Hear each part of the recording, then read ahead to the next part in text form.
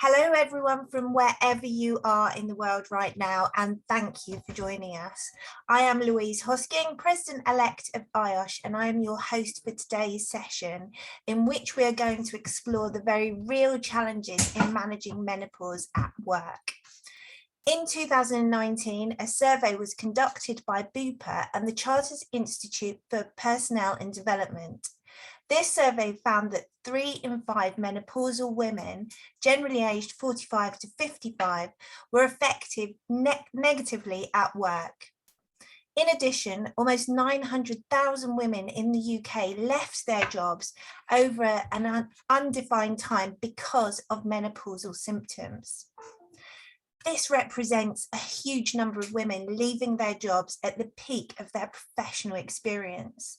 The knock-on effects are reduced gender diversity, particularly at executive levels, as well as the continuation of the gender pay gap. We're becoming increasingly aware of the damaging consequences resulting from the symptoms of menopause. Today, we want to explore the impact of menopause on well-being, safety, and health at work. What role can an IOSH professional play to support women experiencing menopause? How can we educate and, more importantly, help employers and employees to support their colleagues who have menopausal symptoms? So today I am joined by 4 panel members who will spend the next hour looking at how menopause is and should be dealt with. So let's meet our panel. First, we have Dr. Karen Michel, who is a research program lead in occupational health at IOSH. Karen is an occupational health professional with over 25 years of international experience spanning occupational health, safety, research, and education. Her expertise is underpinned by a strong academic and research background, which extended into IOSH consultancy in the pharmaceutical, construction, logistics, healthcare, and manufacturing sectors. It's great to have her with us today, so welcome to you, Karen. And also joining us from IOSH, we have Ruth Wilkinson, who is Head of Health and Safety at IOSH. And Ruth is also responsible for health and safety policy at Ruth. So good to have you, Ruth. And next we have Emma Persand. Emma is a qualified nurse, workplace health and wellbeing professional, and founder of Lamar Health Limited, which has a women's health strand working with menopause. She delivers women's health education and management training as part of the overall wellbeing agenda to support and retain women employees. She completed the Certificate of Menopause Care and the Cognitive Behavioural Therapy, or CPD, Certificate for Menopause Symptoms through the British Menopause Society to improve working conditions for women. Her company promotes equity in the workplace and works with organisations in their commitment to support diversity through inclusion of reproductive and sexual health. Welcome, Emma, and it's great to have you joining us today too. And finally, all the way from the University of KwaZulu-Natal in South Africa, we have Professor Motshidisi Sibet Luani, Head of Discipline in Obstetrics and Gynecology. She has been practicing as a specialist obstetrician and gynecologist for the past 21 years and is currently Chief Specialist and Associate Professor and the Academic Head of Department at Nelson R. Mandela School of Medicine in the University of KwaZulu-Natal. So that makes up our illustrious, amazing panel. So we're going to start first of all with a short presentation from Karen and from Ruth, who are going to very much set the scene for us and introduce the session in a bit more depth. So I'm going to hand over to yourselves, to Karen and Ruth.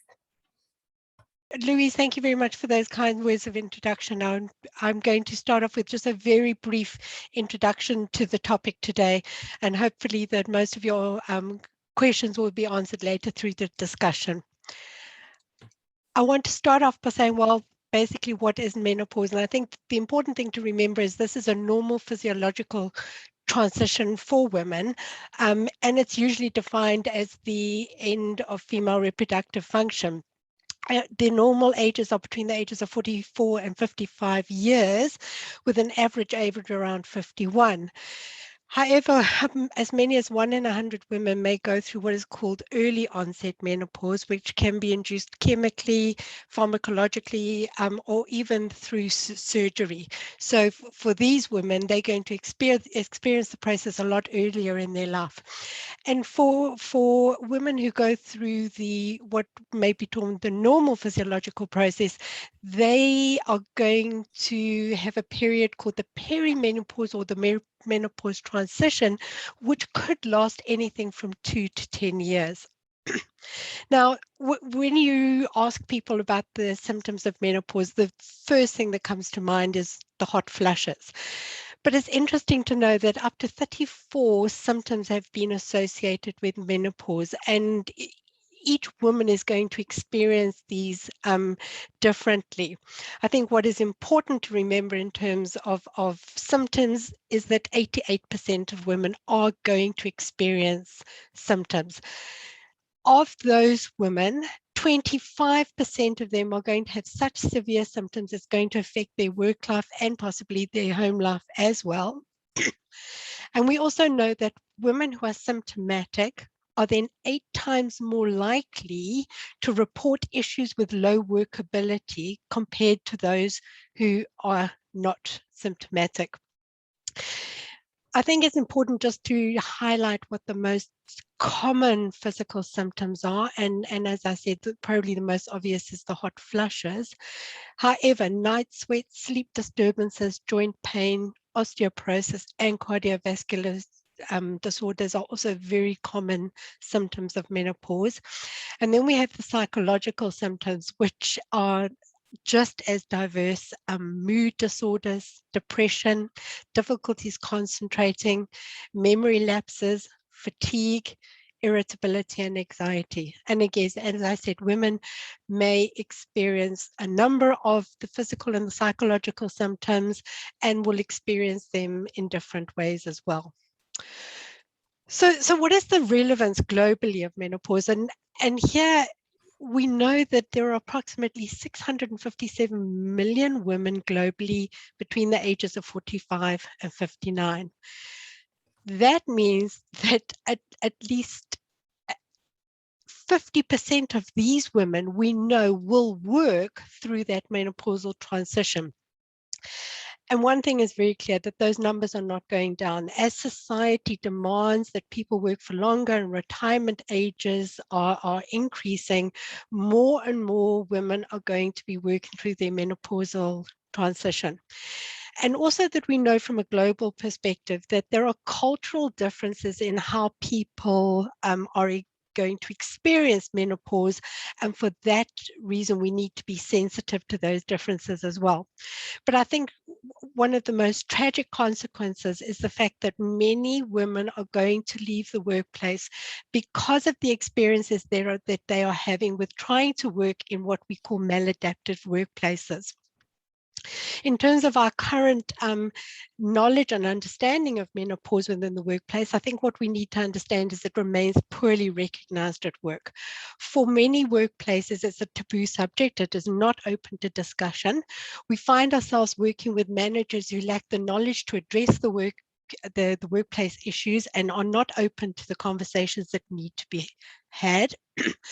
In terms of research in the workplace, there is a tremendous amount that still needs to be done. One of the things that springs to mind here are your occupational exposure limits. These have all been established for males. So in no context have women actually been considered. So we really don't know what is going on in terms of those kind of exposures in the workplace. And research shows us as well that even occupational medical practitioners in a study admitted that they had insufficient knowledge when it came to guiding women who were going through menopause in the context of how they could make their working context better. So we're sitting with a sorry state of affairs at the moment. And this is made even more profound when we then consider the impact that menopause can actually have on work. And studies have shown us that there's going to be an impact both on the quality and the productivity of people suffering the symptoms of menopause during this time. They complain of things like reduced ability to learn new tasks, difficulty paying attention to detail. They have memory lapses and what we term brain fog. This is then associated with an increased absence as well as presenteeism in the workplace. And just one study alone in the United Kingdom has shown that 4 million lost work days were experienced in 2018. And it's been anticipated that if we don't address the issues as they currently stand, that by 2030, productivity losses could actually exceed $150 billion per year.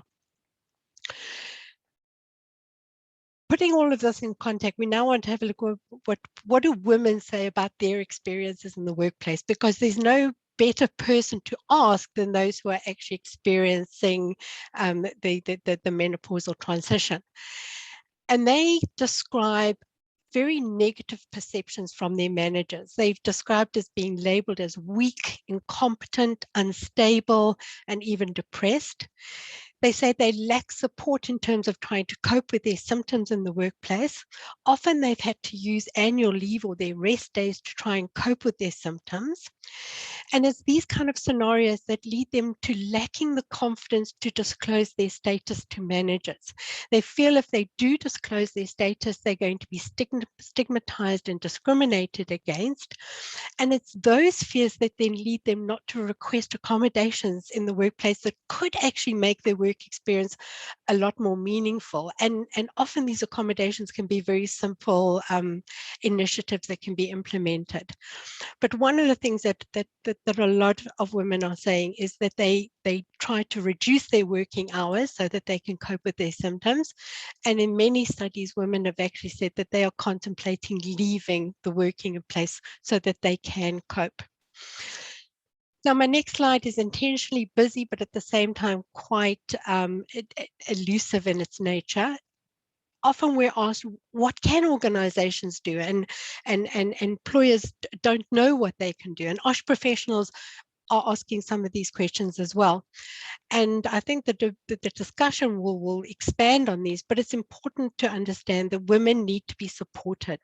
We as IOSH professionals need to ensure that we are doing age and gender specific health risk assessments, and that we then implement controls and changes in the workplace that will adapt that physical environment so that it's more comfortable.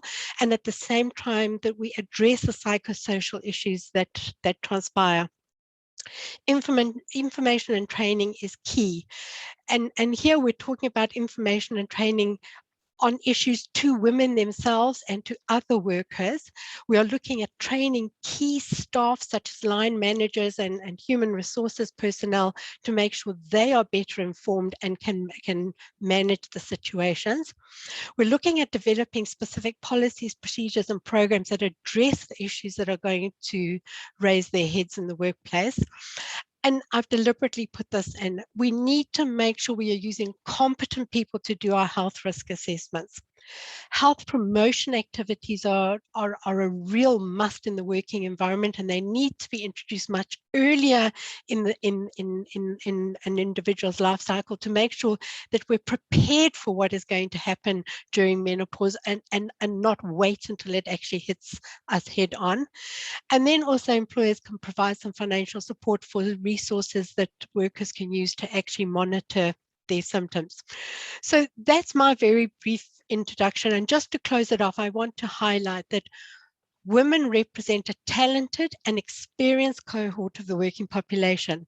And yet most workplaces are silent on these needs during the menopause, and many managers lack knowledge, to address the work-related issues. It's essential that we create menopause-friendly workplaces that achieve a much-needed level playing field for women at work, allowing them to continue to achieve their full potential as members of the working community. Thank you. Now I'll hand over to Ruth. Lovely. Thank you ever so much, Karen, for setting the scene for me there. I'm going to talk you through some of the recent consultations that we've been involved with. So Karen, if you could pop me on my first slide, please, that would be really helpful. So the first consultation that we embarked upon was the Women's Health Strategy. So earlier this year, IOSH provided a written submission to the Department of Health and Social Care in response for their call for evidence.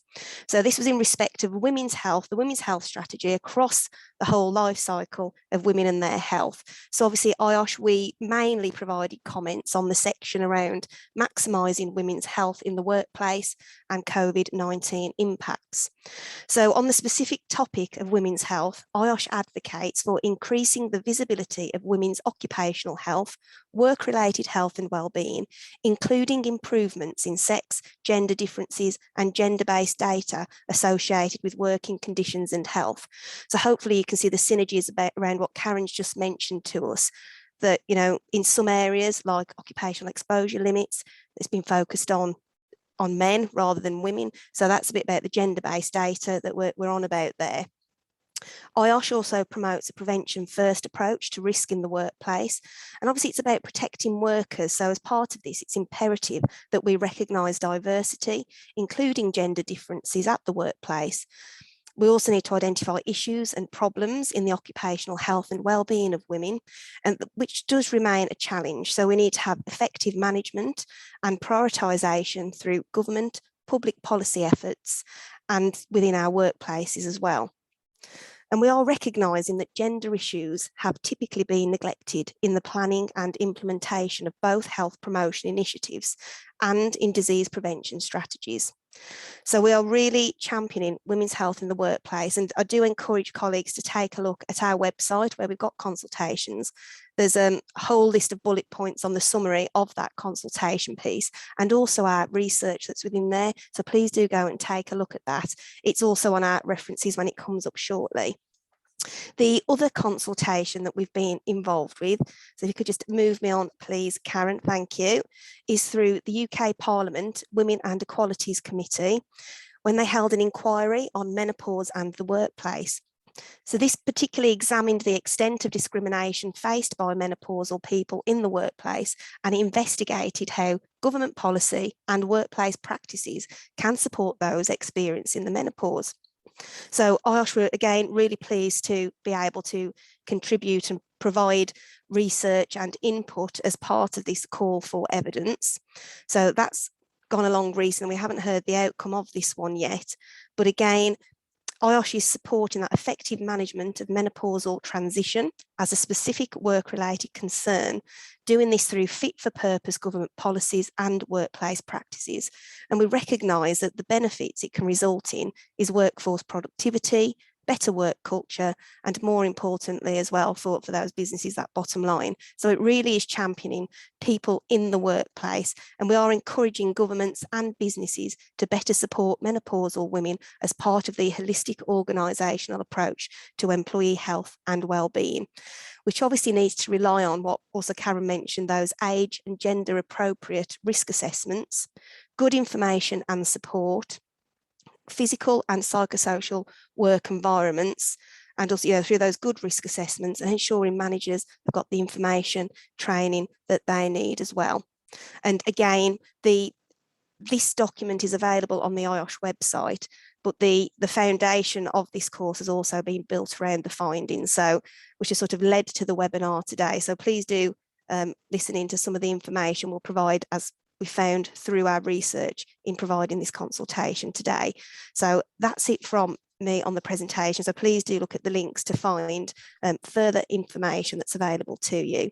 So back to you, Louise. Thank you. That's fantastic. Thank you. That's a great introduction. And it's great to see that there's some questions coming through on the Q&A box. I'm going to start with a few questions for our panel, and we will move to capture as many of your Q&As as we possibly can. And there you will have access to the slides and the information following the session. So Emma and Professor Subbulani, if I could bring you guys in first and ask you, starting with yourself, Emma, from a medical perspective, what is menopause and who does it affect? So Emma, over to you.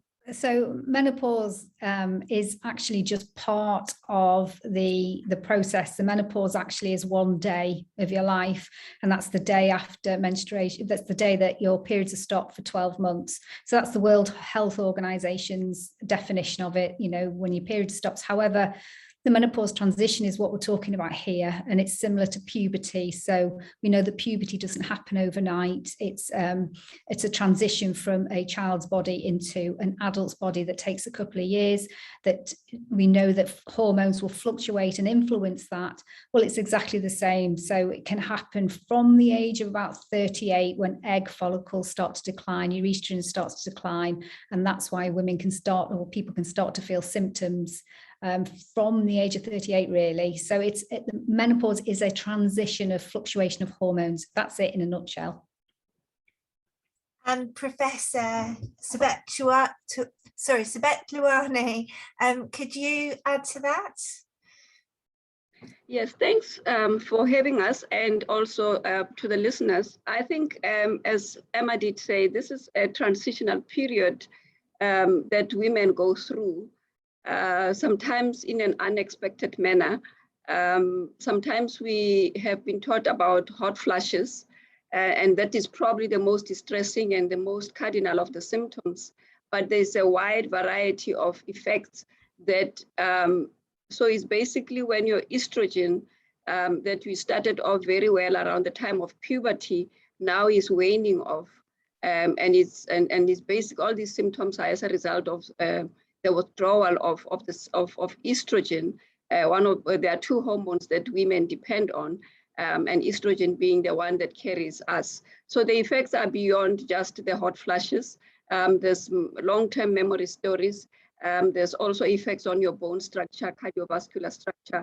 And you know, people seek help because of the hot flashes, because of the emotional liability and irritability, lack of sleep. And those are the ones that we tend to attend to with immediate urgency, rather than, you know, women plan for a longer period of being more functional. And I think when it comes to education, that's where it needs to start in terms of putting the whole picture together from the word go, rather than address one symptom at a time. And also now bring in all the other people and all the necessary support that may be necessary for the woman. Thanks. Yeah, I mean, it's not just a woman's issue, is it? It's an organisational issue. And I think that's what we're talking about here today. And I guess, Emma, does everybody have the kind of same symptoms, or, you know, how can it vary? And, you know, I think it's quite important that we talk about people here, isn't it, as well? So Yes.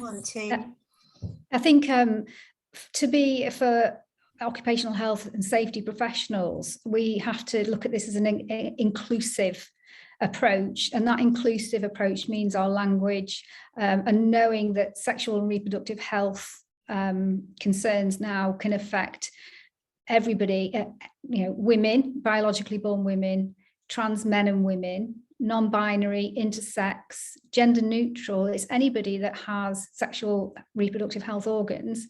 And so when we're looking at a gender risk assessment, it's including those. So we don't alienate, so we've got a diverse of experience. And similarly to puberty, and if women have had children, every experience is different. There is a spectrum of like mental health, physical health, sexual reproductive health, and we all move along it. And it's for the people here that just fall off that we all need to support, like mental health and physical health. And that's why we're here today, because there will be a proportion of people that absolutely do need support in the workplace. That's great. And I'm going to come back to Ruth and Karen in a second. But this is where, you know, it comes back down to that humble risk assessment, because I guess everybody's different. I was actually at an event talking about this with a couple of other people, and we were all experiencing similar symptoms. But I think what affects one of us does, you know, what one person suffers with and finds uncomfortable. And for me, it's the brain fog, because I've been on one of these and forgotten the next word that I'm going to say. So you know, I'm definitely in there and understanding how people are feeling. So Ruth and Karen, I'm going to come back to you again. Ruth, if we can perhaps start with you. As menopause is a natural psychological process, you know, why do we need to be thinking about this in the workplace? Why? Yeah, and you're right, Louise. So I think firstly, we need to start with, it is about people, isn't it? Our workplaces, we're here to protect, support, look after those individuals in the workplace. We've already mentioned it's that organisational issue. And again, you know, coming from IOSH and our vision of a safe and healthy world of work, it all aligns with supporting those individuals who are at work and the value that they can bring. And for me, when you're having conversations about performance, it just seems alien to me that you wouldn't talk about the health and the safety and the well-being as part of that performance. And obviously, if there is an impact on individuals for whatever reason, underlying health conditions, you know, pre-existing health conditions, something that's going on at home currently, and then likewise if individuals are going through the menopause, you know, if there are any of those impacts, what can we do, and considering how we support. So my first bit is, of course, it's a workplace issue, because we have people in the workplace, and as we just heard from Emma, if there's that transition across the life cycle of women, say covering all the those with reproductive health, as Emma mentioned, that we do need to be mindful of that. So there's a variety of those physical and psychological symptoms that Karen shared with us on the presentation. So we not going through them all, but from the hot flushes, sleep disorders, to the mood disorders, which is obviously going to have an impact on productivity and the quality of work, and also how they engage and contribute to their work activities. And because everybody is different and it depends on what job that individual's doing, that's the whole point of that risk assessment, of seeing what kind of adjustments, what kind of support do we need to align.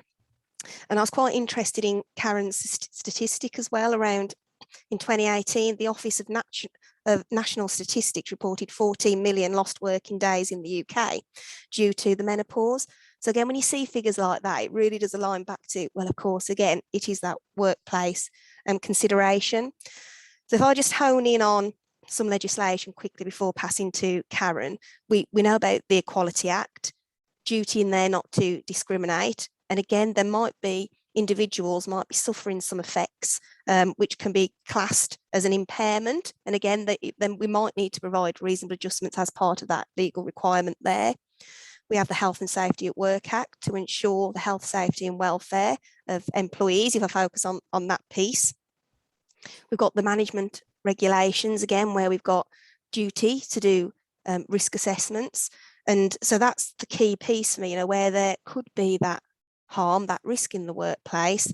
And again, looking at the age specific factors, the gender sensitive risk assessment elements, that again aligns that back to health and safety in the workplace.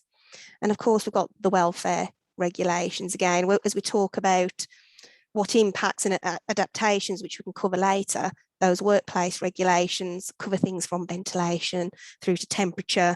And covering a whole plethora of spectrums which will support individuals in that workplace. So I hope I haven't talked too long. So essentially, all of these help align that, of course, it is that workplace issue. And for me, as others who are listening in the health and safety profession, I have supported colleagues and managers where individuals have been going through this. So I'll stop there, Louise, and let Karen come in. Thank you. So yeah, Karen, if you could sort of think about the next question, and perhaps just listening to your presentation, you mentioned gender sensitivity, within risk assessment. And I think sometimes in trying to achieve equality, we tend to try and treat everybody the same. So can you perhaps talk about gender sensitivity in risk assessment, which you mentioned in your presentation?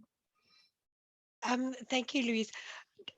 For me, as an IOSH professional, the number of times that I look at a risk assessment and there is no consideration for health as a whole.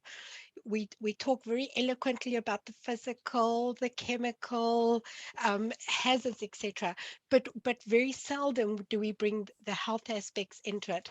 And one of the requirements of a good health risk assessment is the fact that some analysis has been done on the structure of the workforce. So you know what is the age spread within the workforce, and the gender spread as well, because we know that many workplaces, for example, are dominated by women just by the nature of the sector.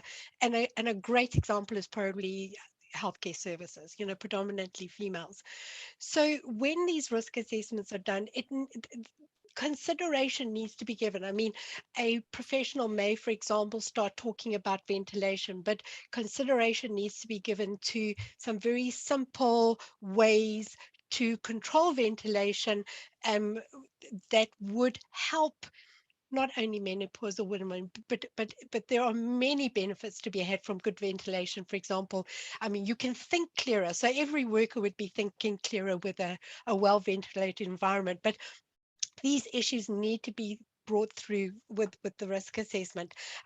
The gender specific, and I think it's important that we get past this trying to just present one image of a risk assessment and specifically bring through reproductive issues as a good example. I mean, often you'll see a chemical risk assessment that talks about the concerns, but where do we see the reproductive health issues being brought through?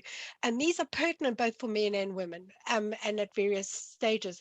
And that we know, for example, many chemicals actually are responsible for early onset menopause, but never have I seen this in a risk assessment that there should be greater exposure.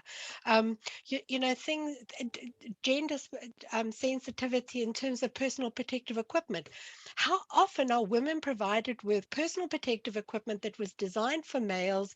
You've got respiratory exposures, there is not a good fit. And we then create a false sense of security because people think, oh, well, we've been given the PPE, so, you know, it must be doing its job. Meanwhile, it's not doing the job that we're looking for. So all these kind of issues should be brought through in your health risk assessment. And just wanted to add, in terms of this being a workplace issue, I think one of the things that as professionals and employers need to remember, this problem is not going away. If anything, it is going to become, it's going to become a bigger problem for those organizations who don't tackle it face to face and come to grips with it. So I think it's very important that organizations learn now how to manage the issues so that in the future they are actually prepared and we actually make progress and don't kind of sit on this plateau of not making any progress. Thanks, Karen. And yeah, I mean, I couldn't agree with that more. And I think, you know, we all know that we're in the midst of a global skills crisis at the moment, and we're just losing to, you know, those statistics are horrific, you know, for organizations to have that turnover and to lose that talent is, you know, organizations, it's not just the right thing to do, it's the business smart thing to do as well, I think. Professor Motsudisi, if I can come to you next. You're in South Africa at the moment, which is where we're talking to you from. Could you just talk a little bit about menopause and the cultural aspects of menopause and how that can switch, you know, culturally in your experience and what you've seen? Yes, thanks. I think we have a mixed culture in South Africa, obviously predominantly African women. And it's one of the taboos that is hardly ever even mentioned or even highlighted or given priority in health programs. When you have many other issues, particularly when it comes to women's health, that are competing with menopause, which is the topic of today, you have a lot to deal with cancer, cervical cancer being one of the problems in the menopausal age, HIV, and obviously, so you find that this is one topic that in the African culture and within the health sector, we have not paid enough attention to. Whereas when you look at the white population, it's a topic that probably most practitioners who look at that range of population, they more affair with the issues of hormone replacement therapy is easily discussed, and the awareness in that population is obviously we're having two worlds in South Africa, the first and the developing world. So that disparity is coming out very clearly when it comes to issues of menopause. When you come across a woman that comes and even presents an African woman with hot flashes, irritability, and all of that, it will be mainly the ones that are well educated and therefore in the workplace. And those are the ones that obviously are able to search the net. They are more familiar with what is happening and what are the options out there, and therefore likely to seek help and maybe even be vocal in their workspaces about what they are going through. One of the things that we have learned, and I want to bring forth, is about advocacy and speaking out of women, not even other people speaking for them, but if women, I think, can come forward with issues of menopause by themselves, I think not only in the African culture, but I think in general, women have, there was a phase where a woman's age is never mentioned or it's a taboo for a woman to disclose what age she is, you know, and as a result, we've stigmatized getting old, and we've made it as if it's end of life. And I think when women, when they approach menopausal age or they're in the menopausal age group, can begin to affirm the fact that actually they are at the ripe of their life, and whatever they are going through is a very physiological process. And in the workspace in particular, they have a lot of experience and wisdom and a lot of input they can bring. And they begin to be, you know, affirmative about the stages of life they are in and embrace what they are going through, particularly in this day and age, because there is help out there. You know, gone are the days when, you know, you have hot flashes and there's no solution for you. So there's solutions.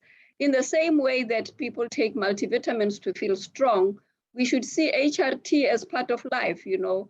When there is a deficiency, you supplement. So in your minerals, if they are deficient, you supplement.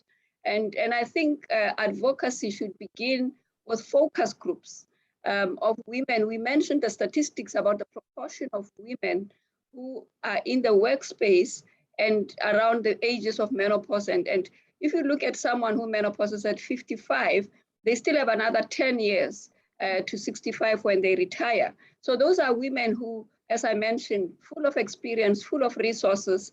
The workspace depends entirely on them, and they could mentor younger people.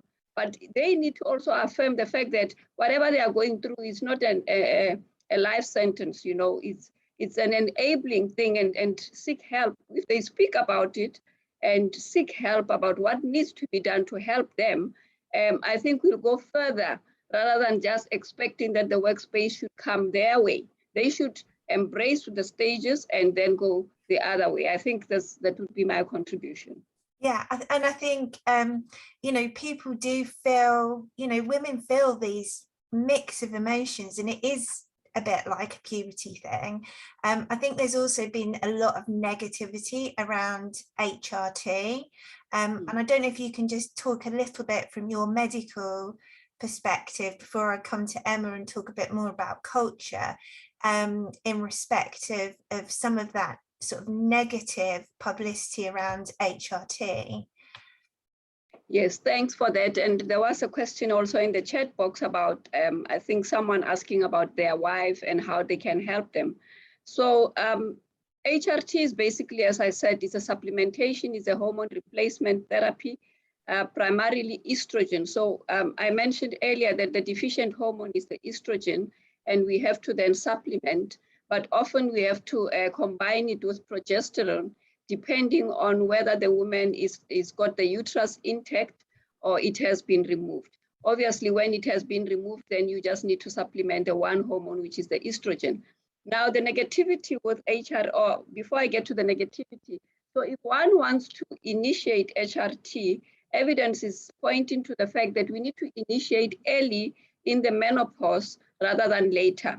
So as soon as the woman reaches menopause, what we call perimenopause, and the benefits are seen, they say you can take it up to 5 years, and beyond 5 years, obviously with your medical practitioner, you need that advice as to how long you can go. But the earlier you start, the more benefits and the less the challenges and the risks that are associated with HRT. So the problems that have been seen with HRT are, firstly, breast cancer. There is evidence, and it is true, that women who are receiving HRT are at a slightly marginal, almost like 2 women per 100,000, or very small, but it is there. It is a recognizable risk component, but it is quite small. And remember that this will be a woman that is receiving care. She is under medical care of her practitioner. And they found that this added risk of breast cancer that is added by the HRT, this type of cancer tends to be very responsive to treatment. So not only will it be picked up early, but also it will be amenable to whatever treatment is out there. And as you know, the world has so advanced even in the field of cancer. So that's the one thing. And then the other one is cardiovascular problems that can be brought on by HRT. And these are more related to when you start late. And the complications, the stroke and all of that have been brought on by people who delayed the initiation of HRT. So my advice would be to, if anyone believes that they will, obviously most of people are under pressure because of the hot flashes, and that's the immediate, but if you want to consider it, you need to consider it early and initiate it and continue for about at least 5 years. And as I said, beyond that, then there's a discussion, serious discussion between the practitioner and the patient, the woman herself. Yeah. Thank you. That's an excellent explanation. So seek help early. Emma, can I come to you to just build on that line of discussion? And perhaps if you can talk about your experience of what you've seen in terms of cultural sensitivities, and I know there's some great questions coming up on the chat box, so we'll start to come towards those as well. Yeah, so I think I agree with everything that's just said then about HRT. It's weighing up the risks and the benefits, and culture. So if you look at the menopause from a biological, psychological, sociological and cultural aspect rather than just biological, there is something called, what we refer to as intersectionality, where there's different characteristics that increase risks in the workplace. And so because we know that work is good for your health, worklessness leads to, poorer health outcomes. I think within our culture to support women, we need to reduce the risks of the poorer health outcomes, and that starts in the workplace. Different cultures throughout the world report different symptoms of menopause. In Japan, they don't report symptoms of hot flushes, not so much as women in Britain do, or in America or Canada. In Scandinavia, they reported a positive outcome of menopause. UK, US and Canada reported a negative aspect of menopause. So the cultural impact. In Japan, women are revered as they get old. I'm talking general here, by the way. So, revered, wise woman. Menopause has no name for it. They have a term for the transition called kanenki, which means second spring. So it's something to be embraced, to look forward to. However, in the Western culture, it's still seen as an age-related disease process, if you like, that needs to be managed. So a woman with breast cancer, induced menopause in her 30s, doesn't recognize what that menopause means. The 1 in 100 women that are under 40, it will be breast cancer women, it will be spontaneous. Now, in 2010, 500,000 women returned to the workplace post breast cancer survivorship. In 2040, they expect 2 million women to return to the workplace. So if the culture doesn't change, the workplace culture, to normalise this and to recognise intersectionality, that there are, so Black women in Britain have a poorer health outcome, likely to go through the menopause earlier and longer, and therefore have increased risks. So a gender sensitive and race sensitive assessment needs to come in, and looking at the menopause holistically as just a fluctuation of hormones, not your age. And then we can go on to put risk reduction strategies in place: cardiovascular, bone health, brain health, genitourinary health, that type of thing. And just staying with you for a second, Emma, because I'm looking at the chat box and I'm looking at the questions that are coming through, is the role that men play. And people are saying, you know, men find this quite a challenge to talk about. You know, we're talking about, particularly as health and safety professionals, we're in quite a male dominated work environment as well. And actually, I don't know what everybody else's experiences are, but actually women are only just starting to talk about this. Yeah. So it puts men into quite a challenging position for them. So can you talk a little bit about how our male allies can support this, and any advice that you can give to people in their organisations in respect of men in this area? Yeah, so the culture that we live in, that we've been brought up in, may be different from the society that we live in, and that's the flux when you come into the workplace, because the workplace culture may not be inclusive. So you leave yourself at the door and you just become a gender neutral employee. It is getting better, of course it is.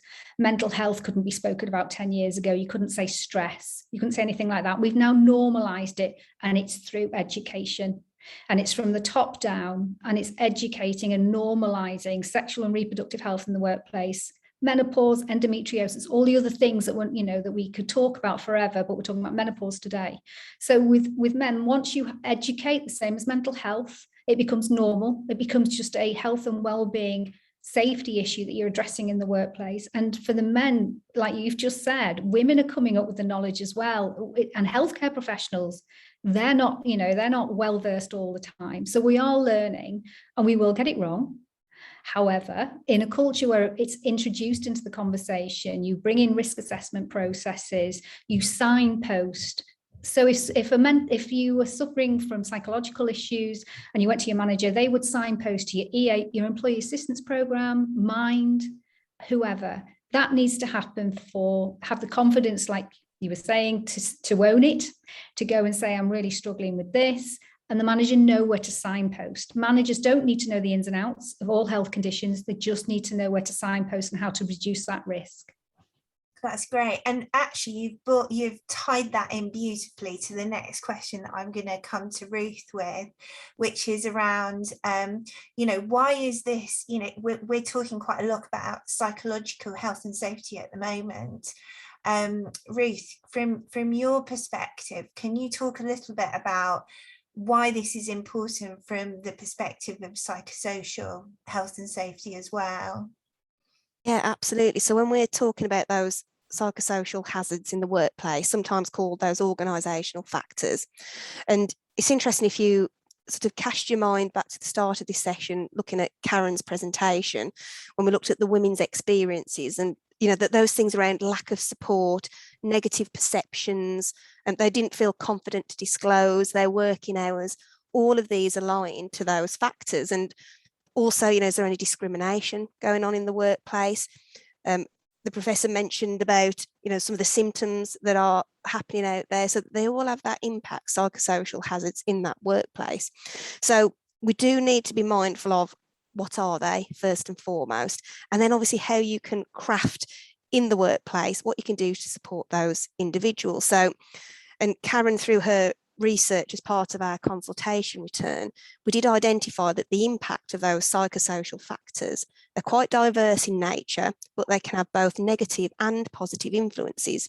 So sort of negative impacts about the perceived lack of job skill and discretion, job autonomy, lack of management support, family and work conflict. But positively, there can also be impacts on having that supportive work culture where women feel they're heard, they've got that higher supervisor support, and that sort of health-wise culture and flexible working. So the flip sides can come in. So it's important we're aware of what those positive and negative impacts can be, and we can identify those through those good risk assessment processes that we've been talking about. It's all about the humble risk assessment again, isn't it? We love it, Louise, and we do mention it, and I was going to pick up on the word that Emma used as well. It's that holistic approach to it. So we need that holistic approach to employee health and well-being, so we can use the risk assessments, look if there's any adjustments that we need to make to the physical environment and the psychosocial work environment. So this is the thing we've talked about, and again, in the sort of health and safety support world that we give to managers and employees, we can adapt things in the physical work environment through the ventilation, supply of fresh air, for the hot flushes. We can also do things around those psychosocial factors around, can we flex working time, start and finish times, being considerate of if there are impacts going on with sleep disturbance, for example. So there are psychosocial support that we can do, just like we can if there are mental health factors in the workplace as well. Involving everybody, isn't it? Yeah, have that conversation and it's just that awareness. So it's that good awareness of what are the hazards in the workplace. And we look at the physical hazards, but we need to look at the hazards more globally and holistically on individuals, and just recognizing that, I say, this is part of normal life, and people are going to be working longer.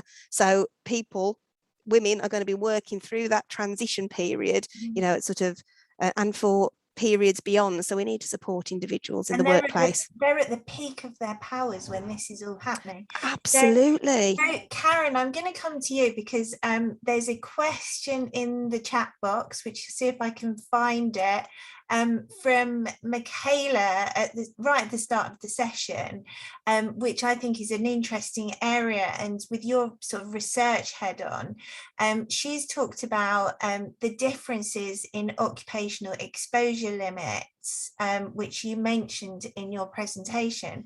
I'm very conscious of time, it's kind of flying, but if you could just say a little bit about that, that would be really helpful. I'll do so. I just want to add one thing to what Ruth was saying. The one person we don't ask about what is needed in the workplace is women. Who better to speak to than the people who are experiencing this? And I've seen there have been a couple of questions about the health risk assessment and, what should it include? Well, I just want to say the following.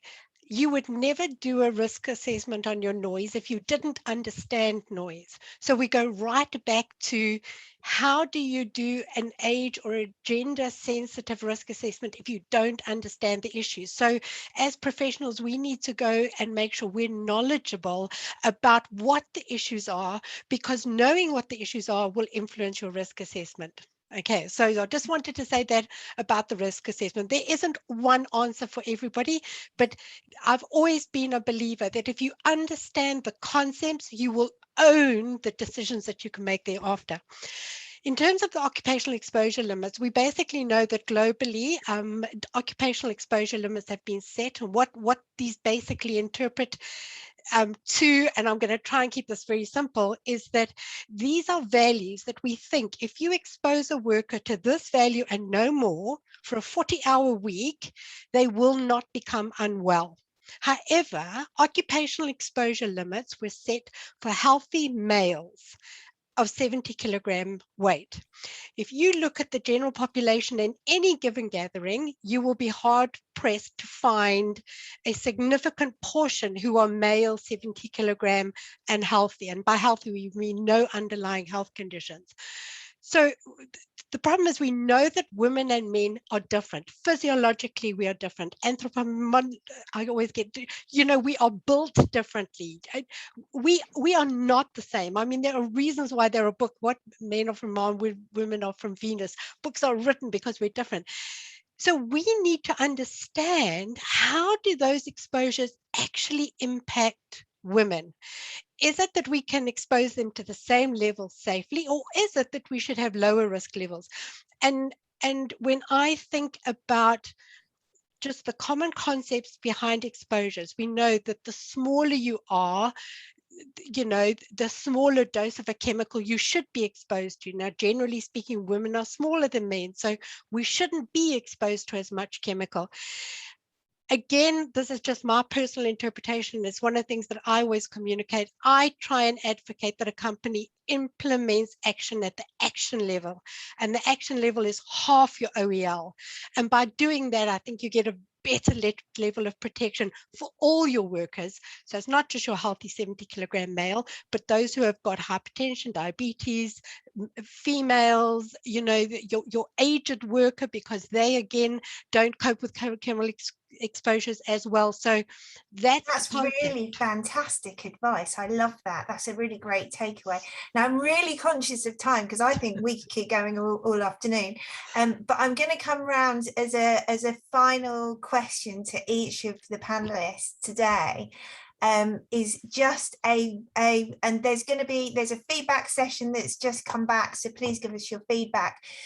Just one positive takeaway from the session today that you can just relate to our workforce. And Emma, I'm going to come to you first of all.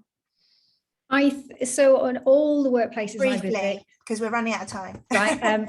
It has to be a positive thing to see this. The last third of your life without estrogen, so to speak, has to be a positive thing. It can't be seen as a negative thing. And you are coming to a time where perhaps you have more time for yourself, and you can indulge in a bit more for yourself, and that's important. The lifestyle factors are massively important when looking after your health. I know we say it all the time, but that's my feedback for this. Thank you. And Professor, what would be yours? Yes, just building on what Emma is saying, that this is we should view this as a physiological process and embrace it. And prevention is better than cure. So go out and be able to anticipate what potential problems there may be and seek help.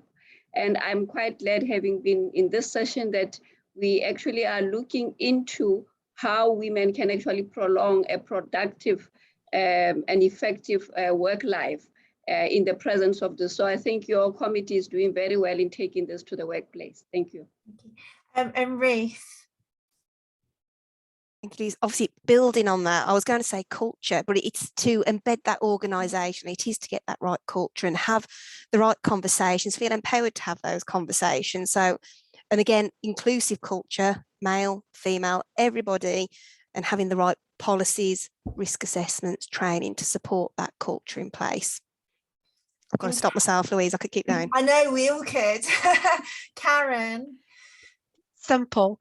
All workers have the right to go home in the same state of health that they came to work. And where there are IOSH services on site, you could probably say that they have the right to go home in a better state of health. And I think women going through, or people going through the menopause transition have that same right and should be given the same consideration. We've got a lot of work ahead of us, but that's why we'll never be out of a job. Yeah. Well, wow, I have to say that hour has just flown by for me. I mean, just the final words from me, thank you to everybody for coming on the line today. Thank you to our amazing panelists. Do connect up with them, LinkedIn, if you want to follow the discussions. I think from my perspective, You know something, women in this age bracket are at their peak of their powers, and we can't afford to lose them in our businesses. We're going through some of the greatest challenges that the world has ever gone through at the moment, and we need that talent. Emma, I can't, if you could put in the chat box again what the Japanese call it, I think we need to adopt that view and perspective and change our perspective on how we see these things, because when we raise up women, we raise up everybody, because we're raising up that level. So thank you again to all of our panelists. Also, thank you to everybody behind the scenes, Ben at IOSH, for helping to make this happen. Thank you to you, our audience, for tuning in. This webinar has been recorded and will be made available in due course on our YouTube page. So please do look out for the details shortly. Once again, thank you to everyone. Please stay safe and stay well. And from myself and the rest of the panelists, goodbye. Bye. Thank you. Thank you. Thank you all.